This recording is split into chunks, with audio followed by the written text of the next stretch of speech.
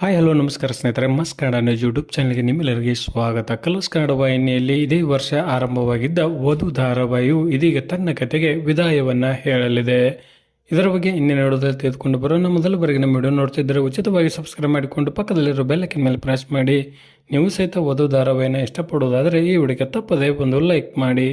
Colours Kannada ವಾಹಿನಿಯ business head ಆಗಿದ್ದ ಪರಮೇಶ್ವರ್ ಗುಂಡ್ಕಲ್ ಅವರ ನಿರ್ದೇಶನದಲ್ಲಿ ಮೂಡಿ ಬರುತ್ತಿದ್ದ ವಧು ಧಾರಾವಾಹಿಯು ಇದೇ ವರ್ಷದಲ್ಲಿ ಆರಂಭಗೊಂಡಿತ್ತು. ರಾತ್ರಿ 9:30ಕ್ಕೆ ಪ್ರಸಾರವಾಗುತ್ತಿದ್ದ ಈ ಧಾರಾವಾಹಿಯು ಒಳ್ಳೆಯ ಜನಮೆಚ್ಚುಗೆಯನ್ನು ಸಹಿತ ಪಡೆದುಕೊಂಡಿತ್ತು. ನಂತರ ಸಮಯದ ಬದಲಾವಣೆಯನ್ನು ಸಹಿತ ಮಾಡಲಾಗಿತ್ತು. ಟಿ.ಎನ್. ಸೀತಾರಾಮ್ ಅವರು ಪ್ರೋಮೋದಲ್ಲಿ ಕಾಣಿಸಿಕೊಳ್ಳುವುದರ ಮುಖಾಂತರ ಧಾರಾವಾಹಿಯ ನಿರೀಕ್ಷೆಯನ್ನು ಹೆಚ್ಚಿಗೆ ಮಾಡಿದ್ದರು.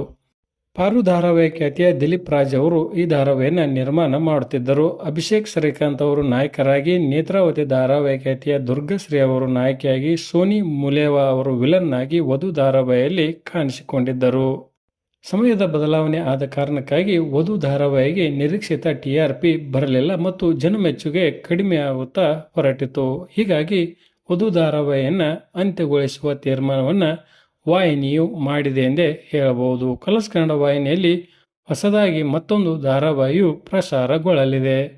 ವಿಭಿನ್ನ ಕಥಾಹಂದರವನ್ನು ಹೊಂದಿದ್ದರೂ ಸಹಿತ ಈ ಧಾರಾವಾಹಿ ಯಶಸ್ಸನ್ನು ಕಾಣಲಿಲ್ಲವೆಂದೇ ಹೇಳಬಹುದು. ಇದರ ಬಗ್ಗೆ ನಿಮ್ಮ ಅನಿಸಿಕೆ ಅಭಿಪ್ರಾಯವನ್ನು ಕಮೆಂಟ್ ಬಾಕ್ಸಲ್ಲಿ ತಿಳಿಸಿ. ಧನ್ಯವಾದಗಳು. ನಮಸ್ಕಾರ.